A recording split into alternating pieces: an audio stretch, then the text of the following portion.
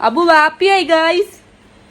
അപ്പോൾ ഗായ്സ് ഈ ഒരു സന്തോഷം ഒരുപാട് നേരമൊന്നും ഇല്ലായിരുന്നു കേട്ടോ. കാരണം ഈ ഒരു കുഞ്ഞി കരച്ചിൽ കേട്ടാണ് ഞങ്ങൾ കൂട്ടിലേക്ക് പോയി നോക്കിയത്. ഇവള് പ്രഗ്നൻ്റ് ആണ് എന്നുള്ള ചെറിയൊരു ഡൗട്ട് മാത്രമേ ഞങ്ങൾക്ക് ഉണ്ടായിരുന്നുള്ളൂ. എപ്പം ഇത് ഡെലിവറി നടക്കുമെന്നോ ഇത് എത്ര മാസമായെന്നോ ഒന്നും നമുക്ക് തന്നെ അറിയത്തില്ലായിരുന്നു. അങ്ങനെ 1 ഡേ ആകാറായപ്പോഴത്തേക്കാണ് ഈ ഹാപ്പിനെസ് ഒക്കെ തീർന്നത്. കാരണം 2 കുഞ്ഞുങ്ങൾ ഹെൽത്തി ആയിരുന്നു. പക്ഷെ കരച്ചിൽ കേട്ട് കൂട്ടിലേക്ക് നോക്കിയപ്പോൾ ഒരാളുടെ ഓർഗൻസ് ഒക്കെ വെളിയിൽ വന്ന് കിടക്കുന്നുണ്ടായിരുന്നു. അതായത് പൊക്കിൾക്കൊടിയിൽ നിന്ന് എന്തോ വലിഞ്ഞോ എന്തോ സംഭവം നടന്നിട്ടുണ്ട്. അവളുടെ ഉള്ളിലുള്ള എല്ലാ അവയവങ്ങളും വെളിയിലേക്ക് വന്നിട്ടുണ്ടായിരുന്നു. ഞങ്ങൾക്ക് എന്ത് ചെയ്യണമെന്ന് പോലും അറിയത്തില്ല. അപ്പം തന്നെ ഡെഡ് ആകുമെന്ന് വിചാരിച്ചേ. പക്ഷേ മനസ്സ് അനുവദിച്ചു കൊടുത്തില്ല. നമ്മളായിട്ട് അവളെ മരിക്കാൻ വിടണ്ട എന്നും കരുതി ഹോസ്പിറ്റലിൽ കൊണ്ടുപോയി ഒരു ചെറിയ സർജറിയൊക്കെ ചെയ്തു. എന്നിട്ടും പക്ഷേ ആളെ കിട്ടിയില്ല എന്നതാണ്. പക്ഷെ ജീവനോട് തന്നെയാണ് ഡോക്ടേഴ്സ് അവിടുന്ന് തന്നത്.